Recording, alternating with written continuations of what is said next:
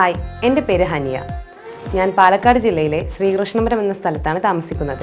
ചെറുപ്പം മുതലേ കുക്ക് ചെയ്യുന്നത് എനിക്ക് ഭയങ്കര ഇഷ്ടമായിരുന്നു. ഞാൻ വളർന്നത് എൻ്റെ വല്യമ്മയുടെയും വല്യപ്പയുടെയും കൂടെയാണ്.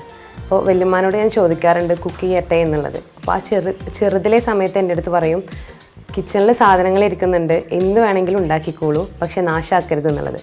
അങ്ങനെ ചെറുപ്പം തൊട്ടേ ഞാൻ ആ ഒരു പരിപാടി അങ്ങനെ തുടങ്ങി. അപ്പോൾ ആദ്യം ഞാൻ ബിരിയാണിയുടെ കഥ പറയുകയാണെന്നുണ്ടെങ്കിൽ, ഞാൻ ആദ്യം ബിരിയാണി ഉണ്ടാക്കിയപ്പോൾ അട്ടർ ഫ്ലോപ്പായിരുന്നു. കാരണം മറ്റൊന്നുമല്ല, ബിരിയാണി വേവിക്കുമ്പോൾ അതിൻ്റെ വെള്ളത്തിൻ്റെ കൂടെ മഞ്ഞൾപ്പൊടി ഇടാൻ പാടില്ലായിരുന്നു. ഞാൻ മഞ്ഞൾപ്പൊടി ഇട്ടു, അങ്ങനെ അരി നന്നായി വിരിഞ്ഞു, അത് ഓക്കെ ആയില്ല. പിന്നെ അങ്ങനെ ഓരോ തെറ്റുകളും മനസ്സിലാക്കി ഞാൻ ഇതുവരെ എത്തി. എൻ്റെ ഏറ്റവും വലിയൊരു പാഷൻ എന്ന് പറഞ്ഞു കഴിഞ്ഞാൽ അറിയപ്പെടുന്നൊരു ഷെഫാവണം എന്നായിരുന്നു. പക്ഷേ ചില ബുദ്ധിമുട്ടുകൾ കാരണം, അതായത് നല്ല കോളേജസ് എവിടെയാണ്, എങ്ങനെ ചേരേണ്ടത്, എങ്ങനെ എന്താണെന്നൊന്നും അറിയില്ലായിരുന്നു. അപ്പോൾ അതുകൊണ്ട് ആ ഒരു ഫീൽഡിലേക്ക് പോകാൻ പറ്റിയില്ല.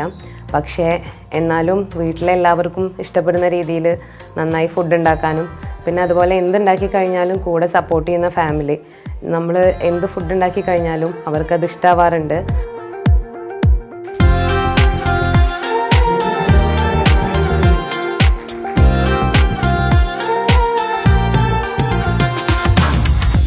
മാതൃഭൂമിയുടെ കോമ്പറ്റീഷൻ ആക്ച്വലി ഞാൻ അറിഞ്ഞത് ഇൻസ്റ്റയിലൂടെയാണ്. എൻ്റെ ഒരു കസിൻ സിസ്റ്ററാണ് എൻ്റെ അടുത്ത് പറഞ്ഞത് ഇങ്ങനൊരു കോമ്പറ്റീഷൻ നടക്കുന്നുണ്ടെന്നുള്ളത്.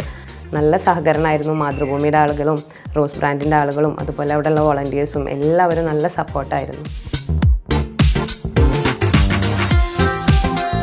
ഫിനാലെ എന്ന് പറഞ്ഞു കഴിഞ്ഞാൽ നമ്മുടെ 14 ജില്ലകൾ കൂടിയിട്ടുള്ളതാണ്. അപ്പോൾ 14 ജില്ലകളിലും 14 ടൈപ്പ് ഓഫ് ഫുഡുകളാണ് ഓരോ ജില്ലകൾക്കും. അപ്പോൾ അതിൽ ഇനി ഇൻഷാ അല്ലാഹ് എങ്ങനെയാണ് അവിടുന്ന് വിജയം, അല്ലെങ്കിൽ എന്താണ് അവിടെ സംഭവിക്കാൻ പോകുന്നുള്ളത് ഒരിക്കലും എക്സ്പെക്റ്റ് ചെയ്യാത്തൊരു കാര്യമാണ്. നമുക്ക് എടുത്തു പറയാൻ പറ്റില്ല എന്താണ് അവിടെ ഉണ്ടാവുക എന്നുള്ളത്. എന്തും സംഭവിക്കും.